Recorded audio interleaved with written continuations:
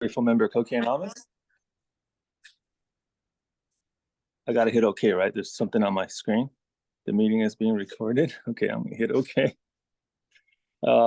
Shane, alcoholic addict in recovery. Thank you. It's been it's grateful and a blessing to be on, and an honor to be here.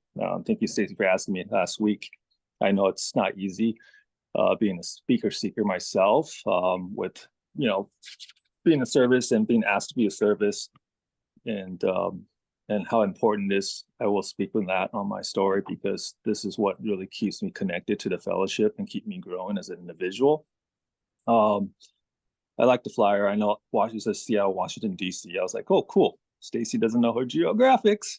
I know north of me, right? I'm here in Washington, Seattle. We're in the West Coast here in Pacific. So north of me, there's beautiful British Columbia. That's where, Canada is. It's pretty close to where I'm at. And I still haven't got the pleasure to return to Canada. They haven't forgiven my amends yet, so I'm still trying to get over there. But yeah, you're over there. I think you're on the East Coast. You're right above Bobo, New York. So if you fart, Bob will answer. That's how close you are. So welcome if you're new or anybody that's coming back to the program.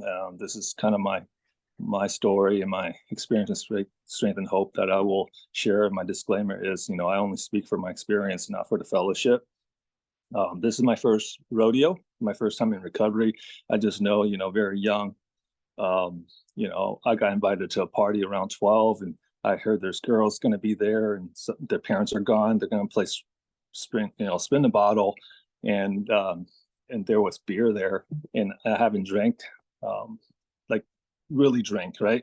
And so I was curious, and I just remember going to that party at 12 and I came home at 41, and that's kind of pretty much like the death of my disease, right? I know how to really destroy my life really quick and burn it down to the ground and take hostages, people that know me, people that don't know me, people that love me or not. They're all my hostages, and intentionally or non-intentionally. And I grew up with I can look back today as an adult and honestly working this program and getting a little deeper into the dark part of my soul is I had a lot of resentment towards my parents because I just noticed I realized my grandparents were on both sides raised my brother and myself, my younger brother and myself. So there's a lot of I didn't know, right, until I got older. There's a lot of domestic violence. I did witness a lot of that when I was a child. My parents planned a divorce before we got here to the United States. So I was made in Taiwan, and around first grade, we moved to Seattle. We're the only family that moved. So I didn't have any friends, family here in the United States because most of my cousins and stuff they're all there, right, back in Taiwan, and I was alone. I couldn't even get comfortable in my own country and learning my own language because I wasn't able to be settled. I was just kind of starting my life, and then I'll have to do that.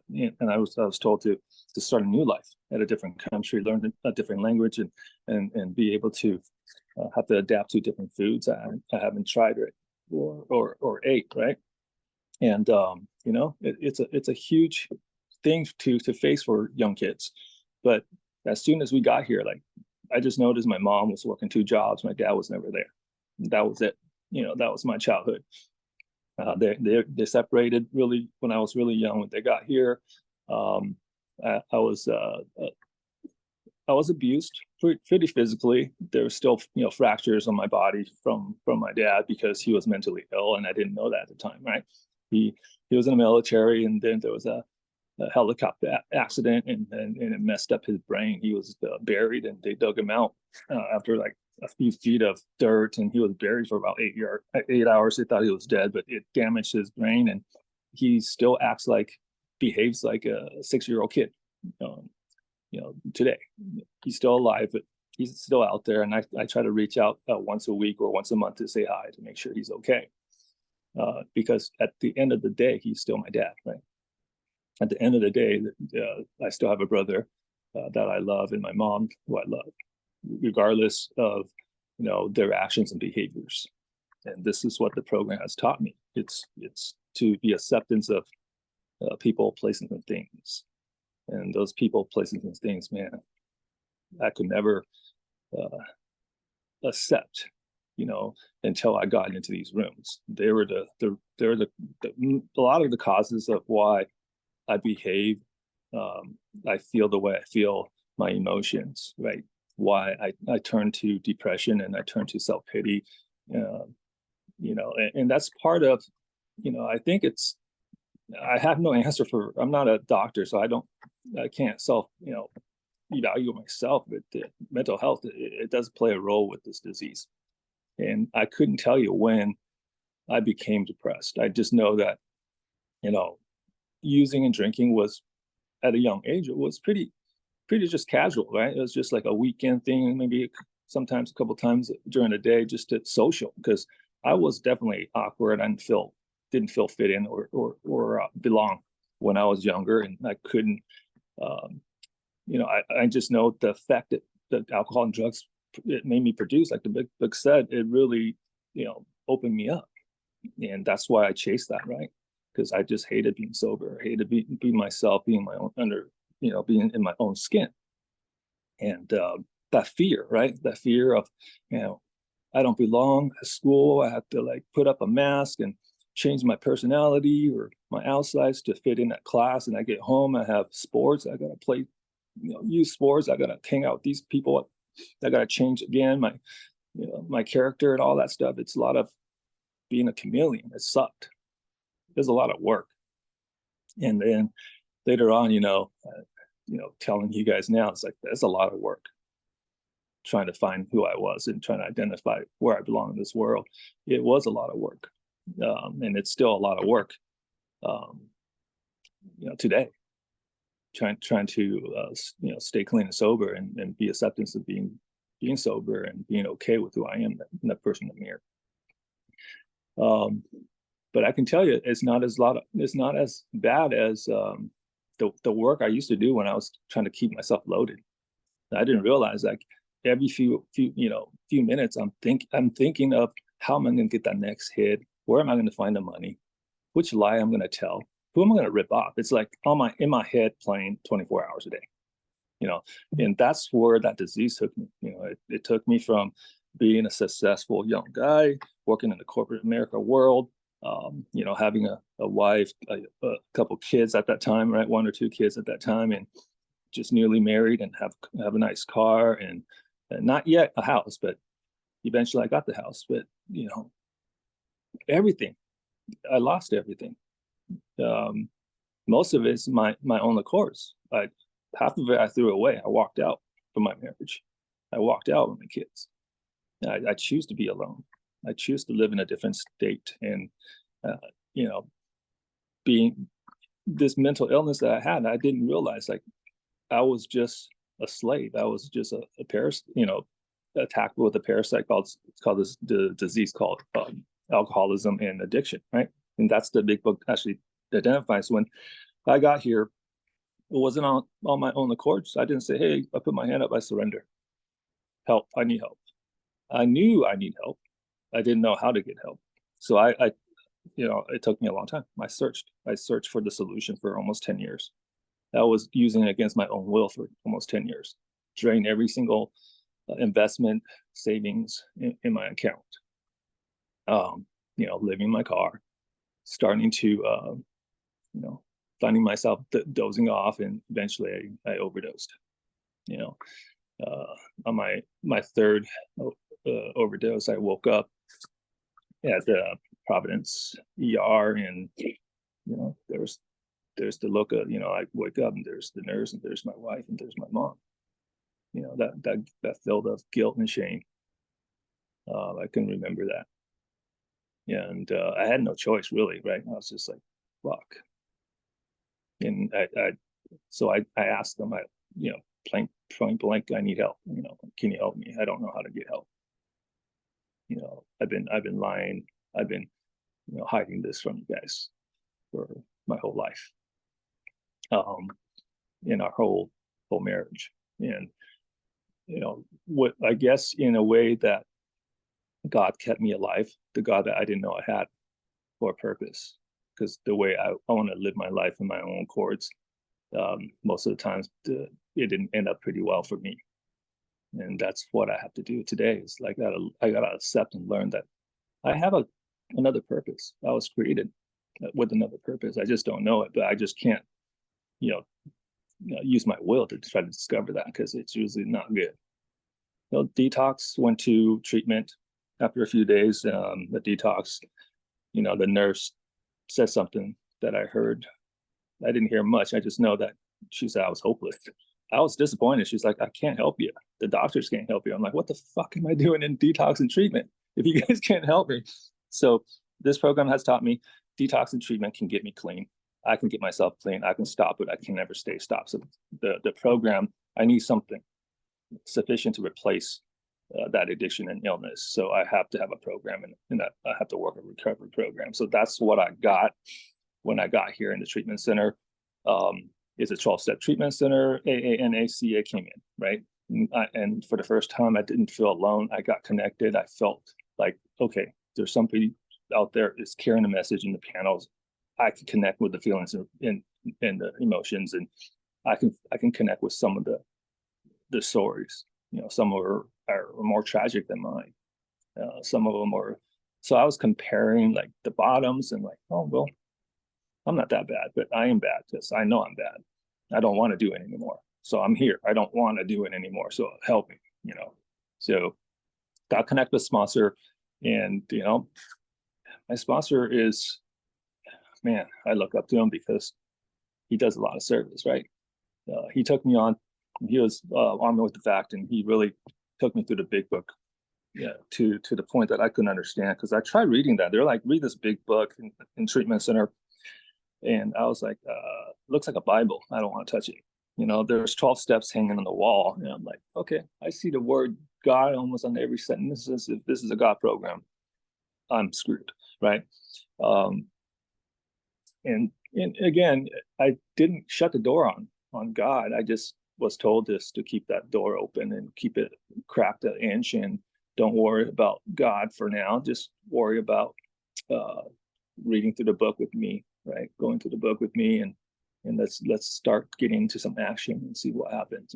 Meanwhile, make sure you have a home group, Shane. Make sure you have a service position, and show up to our fun events, and the fellowship here. It's still growing really, really good here, really strong. I believe it's our H&I, through our H&I, and that's what saved my life, right? The outreach, because I would never found this program, and that's why I always do H&I, because it's so important to me, and that's a service that I must have. Besides, sponsoring, taking men and women through the steps. He just asked me to do me one favor before I take you through the steps, is that one day you'll take one person, just one, through the steps. Give this away. That was freely given to me. And I said, okay.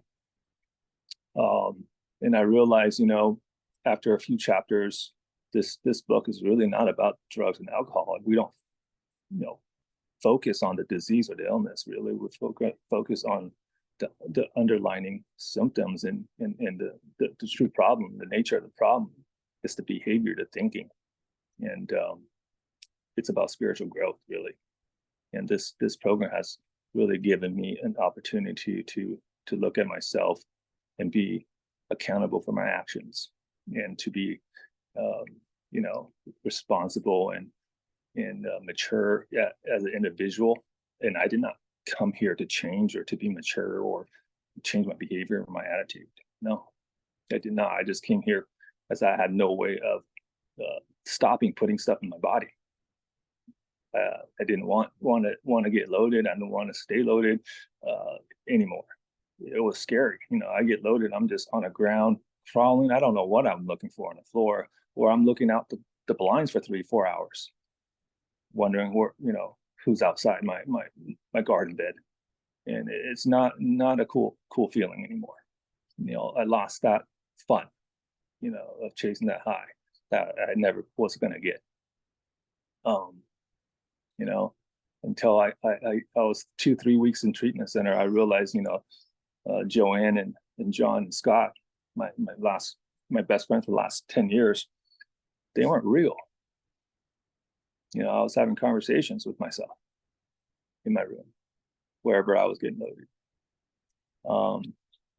So again, the only thing I really want to share is really, up to what my higher power wants is for the newcomers to hear that there is a solution, there is a way out. You don't have to drink or drug another day if you don't want to. And that's what I heard when I got here. I need to hear that. And I need to hear that I can enjoy life. I can enjoy life. Life is going to be okay without the necessity of drugs and alcohol. It took me a long time to accept that. I had some reservations too, right? But I didn't relapse. I didn't relapse. I was close a few times. And I can tell you, like, when I'm starting to try to do the steps the way I want it in my order, I get crunchy. I know that. So I stop immediately. I go back and talk to my sponsor. Okay, I'm trying to cheat. I'm trying to find an easier way out. There really isn't a shortcut or easy way out. There's just a straight 12 steps, right? And these are designed for living for me.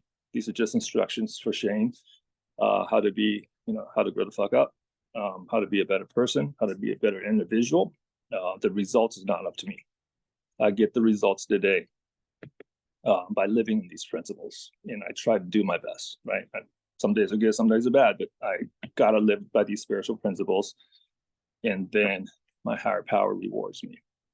Sometimes quickly, sometimes slowly, and it's a surprise most of the time. Like, there's no coincidence these days. There's too much things that happened in the last 5 years since I've been here, and one day at a time. That's what I did. Sobriety birthday, August 27, 2018, when I came into treatment, and then month out, I was there for about a month.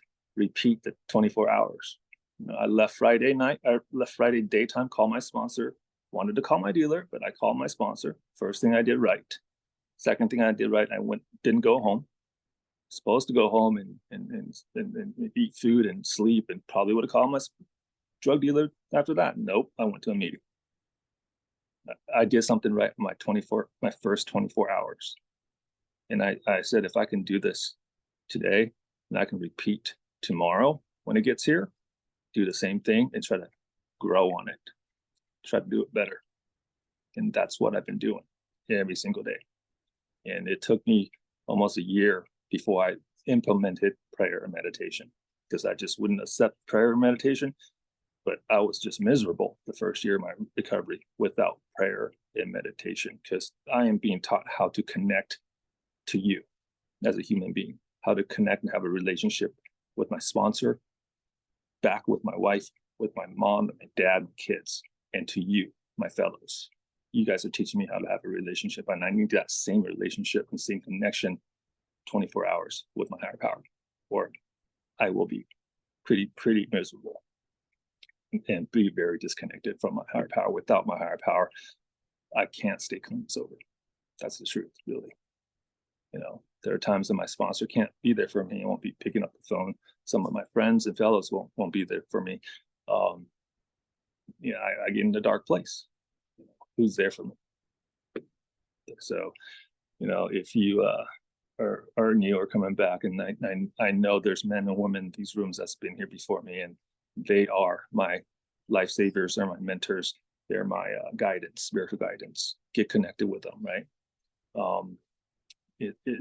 It's not a meeting that you go to when you disconnect with some individuals, because there's 6 individuals that are in every single fellowship and every single meeting. They're at work. They're in the real world, right? It doesn't, some people are like, I don't like this meeting. I'm like, it's not CA that you don't like, right? They're complaining about CA or this fellowship. It's just the people that's there. Go find a home. Go a different meeting. Go find a home. There's always going to be a lime in a lemon tree. What that means is lemon and lime are both green and small when they're growing in the tree. You can't tell the difference. When you are growing spiritually, the lemon changes color. It turns yellow. It takes shape. It turns oval. It's lime. They stay green. They stay rounded. They stay small. And that's who, I was told to suggested to look for in the fellowship. They say the winners. I don't like to say that because that means everybody else is losers. No, it's just the people that are growing, right? That spiritual growing, stick with them.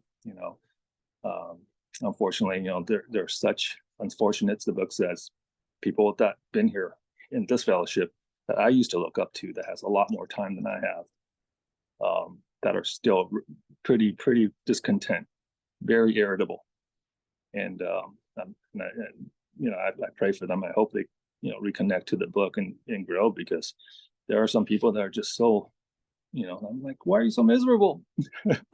Why are you still miserable? If I'm miserable, I'm going to get loaded. I got to find something, right? Some passion or something in life that makes me happy. And, being with good people like you makes me happy. Being in a fellowship that help people, makes me happy. And seeing my kids smile versus in fear, like what dad's going to do, makes me happy. Being able to, sit in the table and have dinner with my family, it makes me happy. So, find something that drives you, and I hope you stay and stay long enough for the miracle happens, because, your life is worth it. It took a long time for me to learn self-love, but I really want to tell you that if this program doesn't work, I wouldn't be here. Really, this is the last thing I tried and the first thing that worked. So, with that, I want to thank you for my time, and thank you for the group. Thank you for listening. And with that, I wish you a happy 24. Thank you. Thank you so